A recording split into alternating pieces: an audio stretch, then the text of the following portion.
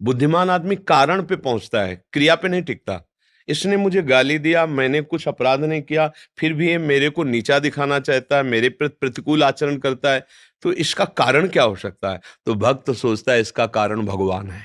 क्या भगवान क्या कारण हो सकते हैं? हमें गाली क्यों दिलाए? कोई मेरे ऐसे अपराध हैं, जिनका दंड मुझे बहुत भयानक मिलता, तो गाली दिलवा के, अपमान करवा के मुझे भगवान पवित्र कर रहे। जय हो मेरे कृपालु प्रभु, आपकी जय हो। आप उस क्रिया पे नहीं टिकेंगे तो द्वेष नहीं बनेगा और भगवान में वृत्ति चली जाएगी।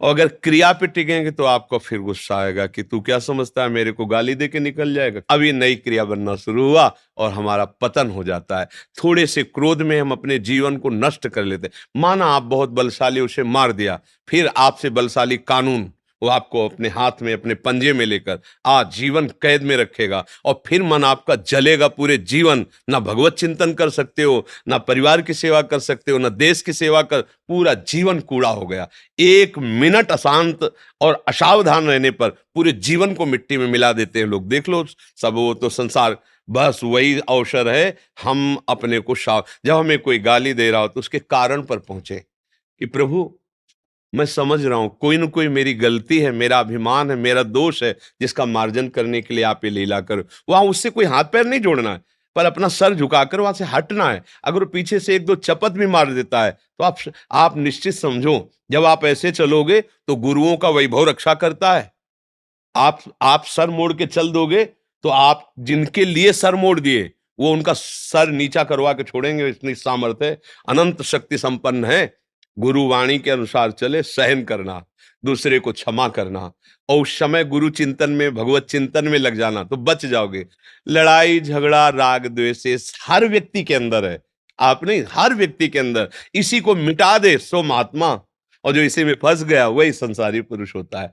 महात्मा जिसके विचार, जिसकी बुद्धि निरंतर भगवत तत्व में स्थित होती, उसे कहते हैं। कोई भी घटना, कोई भी परिस्थिति, कोई भी दुख, कोई भी अपमान उसके हृदय में क्षोभ नहीं पैदा कर सकता, क्योंकि वो विचारवान है। तुरंत विवेक के द्वारा अपने को संभाल लिया। और अज्ञानी पुरुष तुरंत उस घटना से, घटित परिस्थिति में आकर वो ऐसी नई घटना कर देता है जो जीवन भर शोकित होना पड़ता है, जीवन भर। इसलिए भैया सावधान रहो, दूसरे की कोई गलती नहीं, मेरी ही गलती का परिणाम दूसरा मुझे दे रहा, पक्का समझ लो। ऐसे विश्व में किसी की ताकत नहीं कि आपको छू ले। अगर कोई मुझे दंड दे रहा है तो मेरे किसी कर्म का, किसी जन्म का वो फल है और मुझे सह लेना चाहिए, हिसाब किताब बराबर। अगर हम नया कर्म करते हैं तो फिर अलग बात है। और उसी समय एक और बात जिसको गुप्त है कि इस पर ज्यादा वार्ता नहीं होती।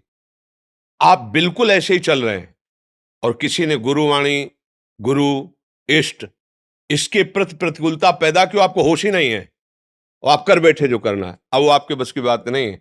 वो ईश जो है, वो परमात्मा जो है, वो सदगुरु जो है आपसे करा रहा है। अब आप निहाल ही रहोगे, आपको कोई परास्त नहीं कर सकता। जब मैं करूंगा तो हिसाब होगा, जब आप करवाएंगे तो फिर कोई, तो जब भगवान के यंत्र बन जाए फिर ऐसा कुछ हो, वो जाने।